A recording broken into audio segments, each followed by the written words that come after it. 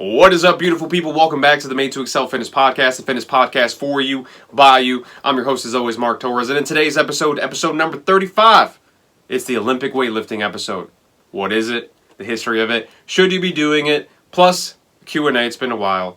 Let's talk about it all.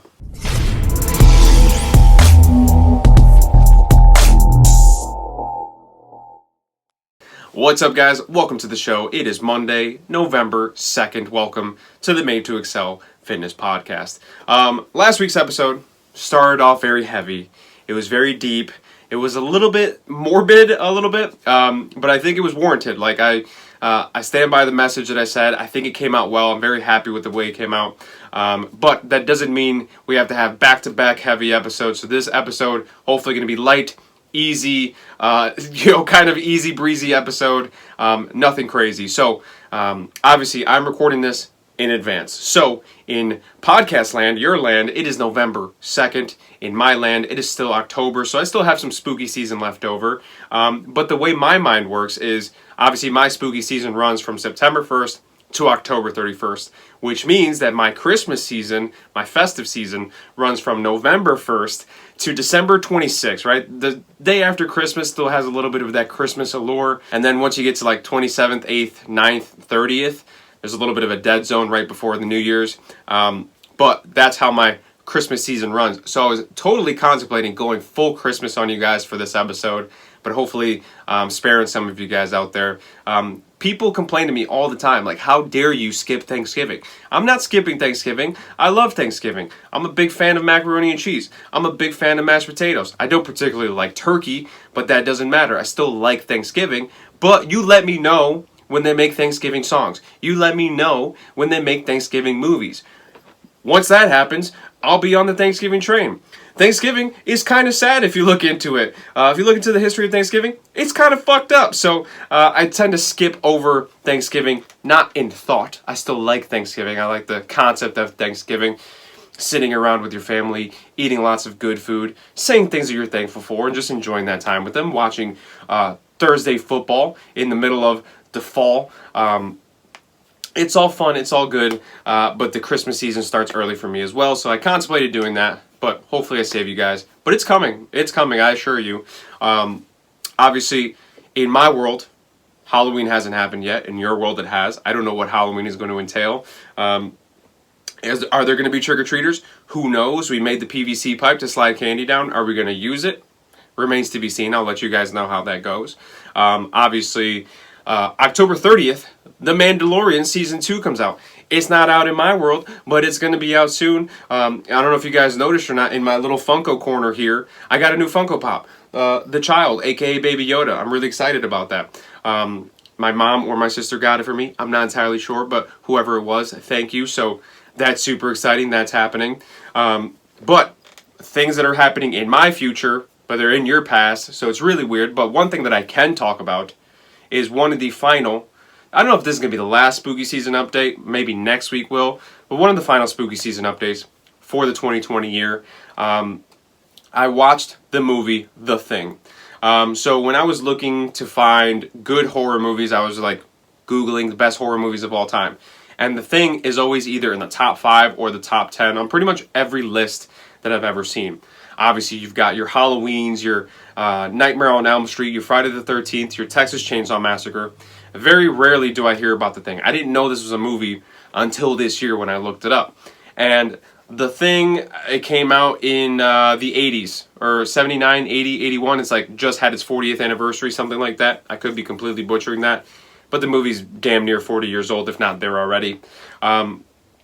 Obviously, generationally, it's a movie that is a lot slower of a burn than I like. You know, I grew up in an era where movies had a very fast pace. My attention span isn't all there when it comes to movies. I like to think of myself as being somebody who can focus for a longer period of time, but when it comes to movies, like, I need a little bit of action. I need something to keep me afloat throughout the entire thing. I've been watching Blind Manor. That show pisses me off to a certain extent because it's like, the show's an hour long. In the first 45 minutes, nothing happens. It's all set up, and I'm sure it gets better at the end of the season, but it's a little bit of a slow burn. And that's exactly how The Thing is. But when you watch a movie that was made in the 80s, that's kind of something you expect. So I was a little bit zoned out in the beginning, but essentially the concept of the movie is, if you've played Among Us, which is the new craze now, it's essentially that, right? There's a shape-shifting alien creature, comes and crashes down in a spaceship, and it takes the form of whatever it kills. So in Among Us, you're trying to find the imposter. Who's killing everybody? I'm a terrible imposter in Among Us. I always think that I'm alone in a room with somebody, give them a little shanky shank, and then somebody walks in, reports the body, then it's a wrap for me. I get kicked off, game over. The thing is kind of the same thing. The alien takes the form of whatever, so there's a bunch of people in like a scientific encampment in Antarctica or Alaska, wherever it is, and it takes the shape of the people that are there, so you're trying to figure out, this guy looks like this guy, but is it actually the alien, or is this still a human? So it's kind of the imposter, or Among Us, I should say. It's definitely a slow burn. You get a little bit of action in the beginning, and then it kind of slows down, and then you get some action at the end. There's a bunch of really gruesome scenes. I guess spoiler alerts coming up, but this is a 40-year-old movie. If you didn't watch it by now, I mean, I guess I never heard of it. But if you don't want to get the thing spoiled for you, skip ahead a little bit. But in the first part of the movie, they're shooting at like a husky dog. I hate when dogs die in movies. It's the worst. But it turns out that the dog is actually the alien, and whenever the alien escapes from whatever form it took, it like tears it apart. So like you see a dog getting torn apart. Luckily, it's not like a very realistic dog. It's obviously very visual effectsy. But there's a scene later on in the movie where it takes human form and they catch it and he starts exploding out of the body and the head comes off and it grows spider legs and it crawls away. So a bunch of crazy scenes in this movie. It's one of the movies that I watch it and it's so slow at first. I'm like, I'm not really into it. And then by the end, you're kind of into it. And then you read about it. You read about things that you missed upon your first watch. And you're like, all right, I'm kind of into it. And this is probably a movie that I'll go back and rewatch at some point. They made a remake of it in 2011. Doesn't have the same reviews as the original does, but I'm definitely interested to see how that goes. So definitely a movie. I don't know if I'm going to watch it every year. But it's you know, it's I see why it's a staple in horror fans' eyes. So The Thing, if you haven't seen it, an older movie, definitely check it out. If I didn't just spoil it for you. So that's that. So going into today's episode, obviously this is training style number 3. So I've done bodybuilding, I've done powerlifting. Today is all about Olympic weightlifting.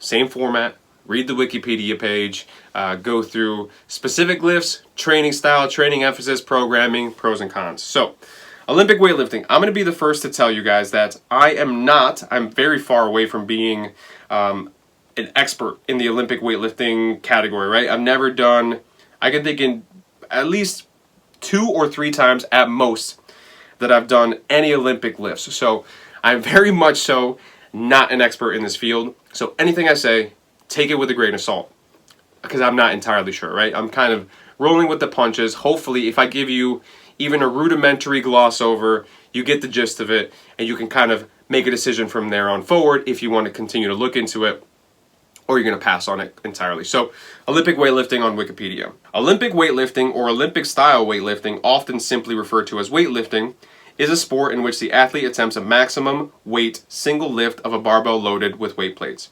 The 2 competition lifts in order are the snatch and the clean and jerk. The snatch is a wide grip 1-move lift. The clean and jerk is a close grip 2-move lift. Each weightlifter receives 3 attempts in each, and the combined total of the highest 2 successful lifts determines the overall result within a bodyweight category. Bodyweight categories are different for male and female competitors and change over time. A lifter who fails to complete at least 1 successful snatch and 1 successful clean and jerk also fails to total, and therefore receives an incomplete entry for the competition. The clean and press was once a competition lift, but was discontinued due to difficulties in judging proper form. In comparison with other strength sports, which test limit strength with or without aids, weightlifting tests aspects of human ballistic limits, explosive strength. The lifts are therefore executed faster and with more mobility and a greater range of motion during their execution than other strength movements. The lifts performed in the sport of weightlifting, and in particular the component lifts, example, squats, deadlift, cleans, are commonly used by elite athletes in other sports to train for both explosive and functional strength. And then it goes into the competition, the categories, or the weight classes. You guys don't need to know that. Official procedure. In each weight division, lifters compete in both the snatch and the clean and jerk. Prizes are usually given for the heaviest lift in each, and in the overall, the maximum lifts of both combined. The order of the competition is up to the lifters. The competitor who chooses to attempt the lowest weight goes first. If they're unsuccessful with that weight, they have the option of reattempting at that weight or a heavier weight after any other competitors have made their attempts at previous weights or other intermediate weights. The barbell is loaded incrementally and progresses to a heavier weight throughout the competition. Weight sets are usually in 1 kilogram increments. If two athletes lift the same weight, they're both credited with it, but in terms of placing, the one who lifted the weight first gets the highest placement. During competition, the snatch event takes place first, followed by a short intermission, and then the clean and jerk event. There are 2 side judges and 1 head referee who together provide a successful or failed result for each attempt based on their observation of the lift within the governing body's rules and regulations. 2 successes are required for any attempt to pass. Usually, the judges and referees' results are registered via a lighting system with a white light indicating a successful lift and a red light indicating a failed lift. This is done for the benefit of all in the attendance, be the athlete, coach, administrator, or audience. In addition, 1 or 2 technical officials may be present to advise during a ruling. Whew, that's a lot of reading. All right, history. Competition to establish who can lift the heaviest weight has been recorded throughout civilization, with the earliest known recordings including those found in Egypt, China, India, and ancient Greece. That's a very common through line. Ancient Greece was popping when it came to fitness. Today, the modern sport of weightlifting traces its origins to the European competitions of the 19th century. The first male world champion was crowned in 1891. The weightlifters were not categorized by weight at this time, and a women's championship did not exist until 1987, so almost 100 years later. We don't need to know that. After the 1972 Olympics, the clean and press was removed from the program due to difficulties in judging the event. Athletes had begun utilizing their hips, blah, blah, blah, blah, blah, blah, blah. None of this matters. Equipment, barbell, bumper plates, competition iron plates, collars, singlet, belt, chalk, tape, shoes. I think that's it. That's the gist of it. So, very much so in the vein of a powerlifting style program. Olympic weightlifting is all about lifting the heaviest weight you can in those 2 lifts, the snatch and the clean and jerk. So extremely similar to powerlifting. It's going to be a competition sort of atmosphere if you're looking at the sport of Olympic weightlifting. It's all about lifting the most you possibly can in the snatch and the clean and jerk when it comes to Olympic weightlifting itself. You're actually going to go to the games. And then, of course, there's different weight categories and things of that nature, different equipment that you can use, blah, blah, blah, blah, blah. We don't need to know all that. But going into the training style itself, are there specific lifts that are unique to Olympic weightlifting? Of course. So you have, in Olympic weightlifting, you have the snatch and the clean and jerk, but then some other movements that are kind of associated with the same sport are the power clean, the front squat, the squat clean, the push jerk, the power snatch, and the squat snatch. They're all essentially variations of the 2 main lifts that you do in Olympic weightlifting that you will utilize throughout an entire Olympic weightlifting program or a weightlifting program. So specific lifts, yes, absolutely there are. More so than powerlifting. Powerlifting only has 3. Olympic weightlifting technically only has 2 if you're doing competition, but there's 6 variations of that get used pretty often.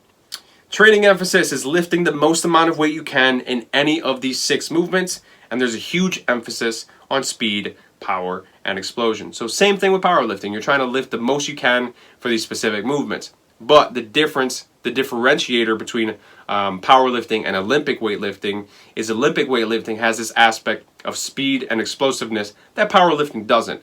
Powerlifting does a little bit because you need a little bit of that to get some weight moving, especially in a deadlift. Like you need an explosive deadlift in order to get to get the weight moving from the ground. You need explosive to be out of the hole from a squat.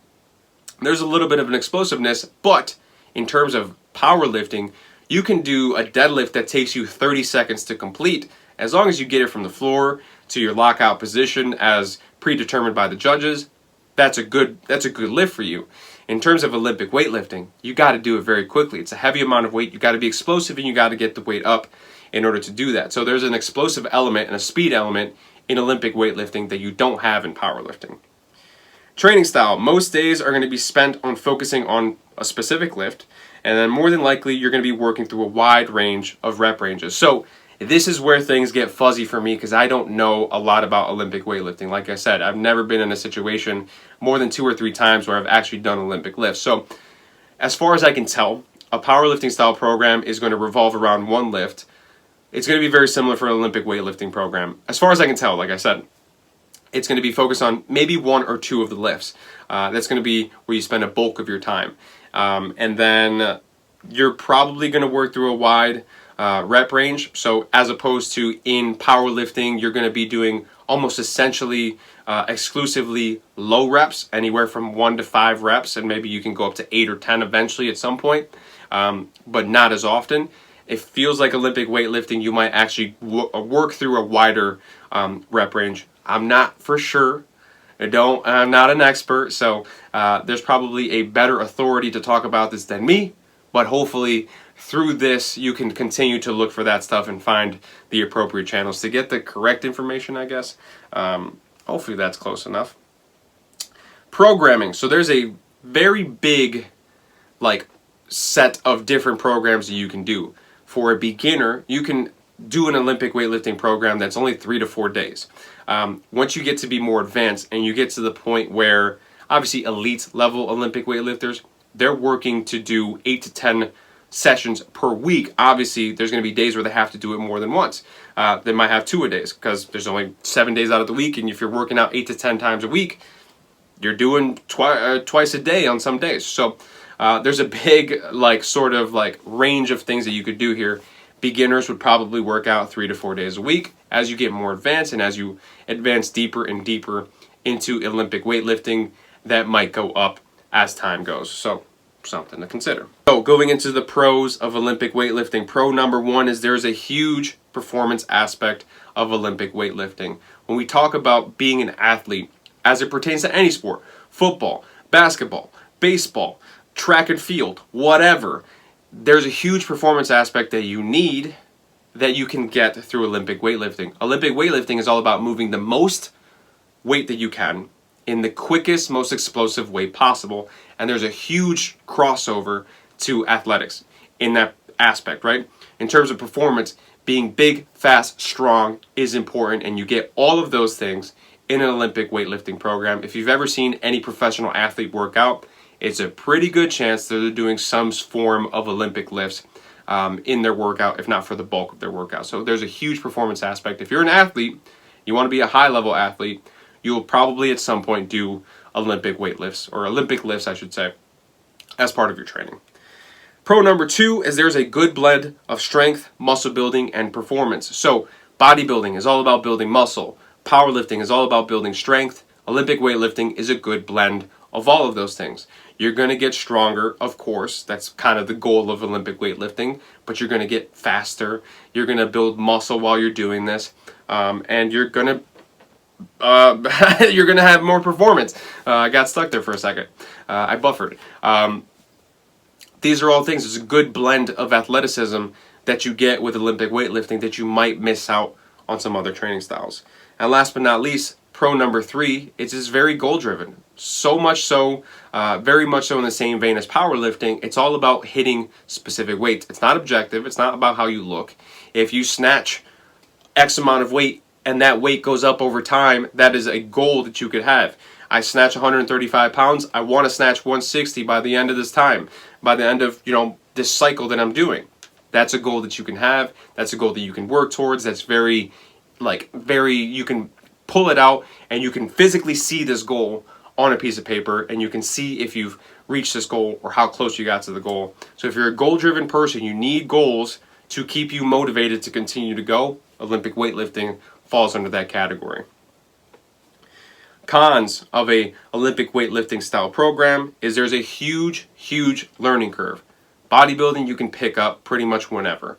Powerlifting, there's a little bit of a learning curve with some of those lifts, but these Olympic lifts are highly technical, and it's going to take some time to learn how to do them. So it's not like you can wake up tomorrow and say, all right, I'm going to start an Olympic weightlifting program. There's going to be a little bit of a learning curve. You have to learn how to do those moves, how to properly do those moves, correct positioning, how to be explosive. All these things you have to learn before you can actually get into a program. Obviously, you can probably try to make your own adjustments to a specific program that you can still work towards doing that and still do an Olympic style weightlifting program. But there's a big learning curve. You got to learn how to properly do those moves, the snatch and the clean and jerk and all the variations around it. Con number 2 is it can be time consuming the better you get at it. Obviously, if you're a beginner, you're only working out 3 to 4 weeks, but if you're getting really good at it and you want to continue to get good at it, you're probably going to have to spend more time in the gym. And you can probably say this about all of the training styles that I'll talk about. As you get better, there's more time commitment that you need to put into it in order to continue to get better. So if you are a person who, once you kind of get into it, you feel like, all right, this is something that I enjoy and I want to continue doing it, just know that at some point, the time that you commit to it will increase. So you got to think about the things that surround your life, the things that surround your training in your life, and how those fit in. We're going to talk about the fitness puzzle piece in the last episode. You've got to make sure that that fitness puzzle piece does not grow to the point that it no longer fits in your puzzle. So something to think about. There's going to be eventually a time commitment that increases. And last but not least, con number 3 of an Olympic weightlifting style program is you've got to go to a very specific gym for very specific equipment in order to do Olympic weightlifting. I talked about in the powerlifting episode, you probably need a barbell in order to do some of these lifts because they're essentially barbell lifts. But there's variations that you can do in those lifts that you can use dumbbells and you can use a Smith machine. In Olympic weightlifting, you really ultimately probably need a barbell and you need bumper plates. You can't just have a barbell and iron plates because a lot of the times when you do these lifts, you're dropping a weight to the ground. You need to have the bumper plates that are rubber that will bounce, right? So you don't damage the weights, you don't damage the floor. So unless you go to a gym that has bumper plates, which there's not many out there, you've got to go to a very specific gym, odds are you're probably not going to be able to do a true blue Olympic weightlifting program. You can kind of sub in dumbbells every once in a while. That will work to a certain extent. But if you want to get into the actual lifts, you probably need, you do need barbells and bumper plates. And if you do dumbbells, it has to be rubber dumbbells. But, really try to avoid that as much as you possibly can. Try to find a gym with bumper plates. In my life, I haven't been to a ton of gyms, but I've been to a decent amount in the area that I live. I've only been to 2 gyms that have bumper plates. One was my college, and the other one was the gym that I did my internship at. Other than that, I don't really see bumper plates almost anywhere else. And if they do have bumper plates, it's probably like a very little rack, very limited amount of weight, because not many people are actually doing Olympic weightlifting. So that wraps up that part of the show. Olympic weightlifting, it was a very layman's gloss over. Like I said, not an expert. I don't exactly know what I'm talking about when it comes to Olympic weightlifting. But if it sounds interesting to you, and I hopefully, as I go back and I edit this, I can put some of the pictures in here for those watching on YouTube. If you're listening on Spotify or Apple Podcasts, you can start to look up some of the lifts and you can see exactly what they are. You can see them and say, all right, that looks like it could be fun to me. And then you can look at other sources that might be more helpful than this podcast was. But hopefully I exposed some of you guys to a new training style that is Olympic weightlifting. But that wraps up that part of the show. Last but not least, let's do a little Q&A. It's been a long time since I did a Q&A. Been a lot of Made to Excel Fitness University of Hard Knocks of Common Sense. There's been episodes where I just go so long that I don't have a last segment. So let's do a Q&A since I'm running on time actually for once.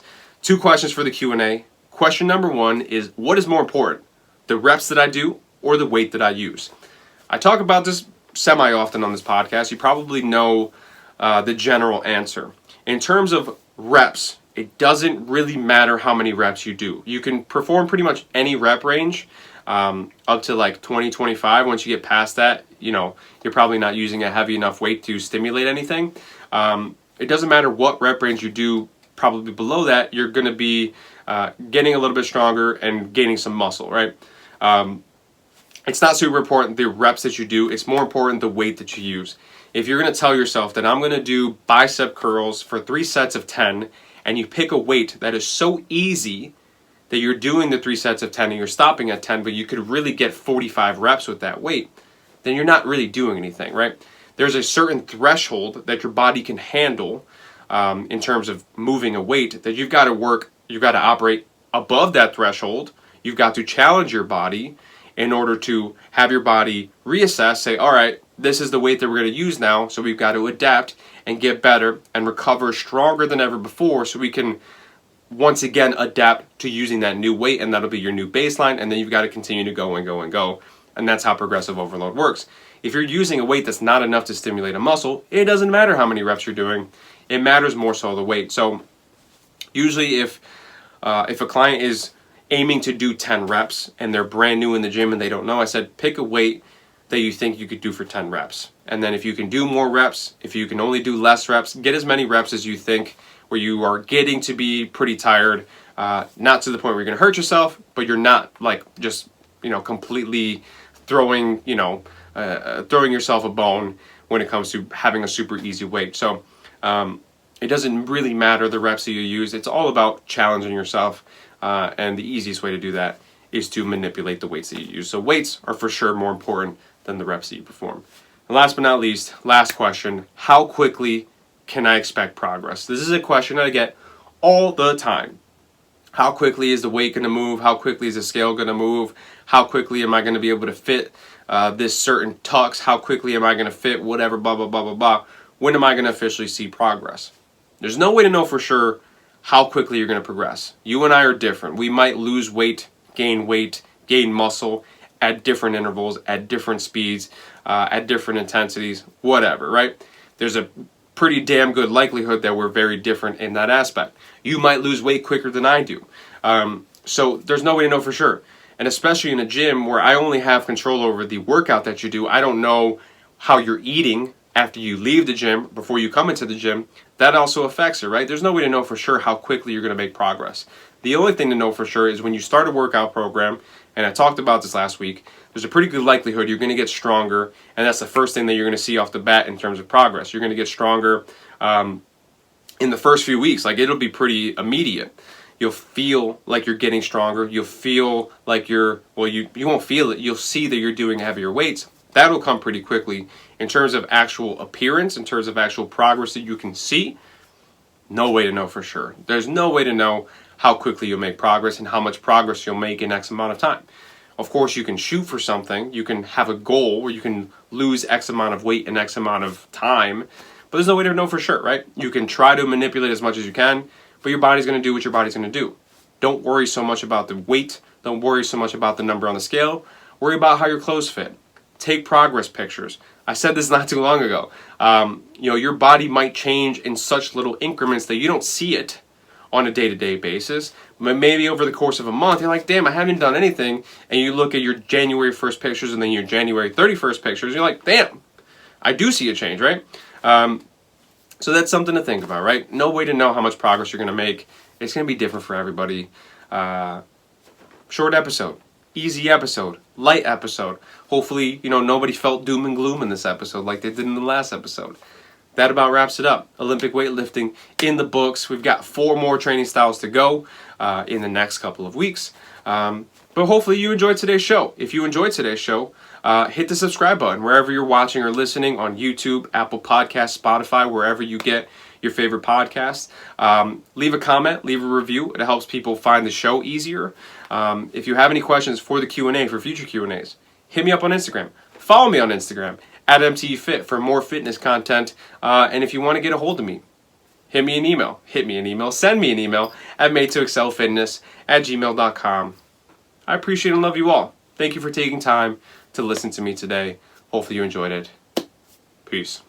What's up, Mark? How you doing, man? Hunter Henry, LA Charger tight end.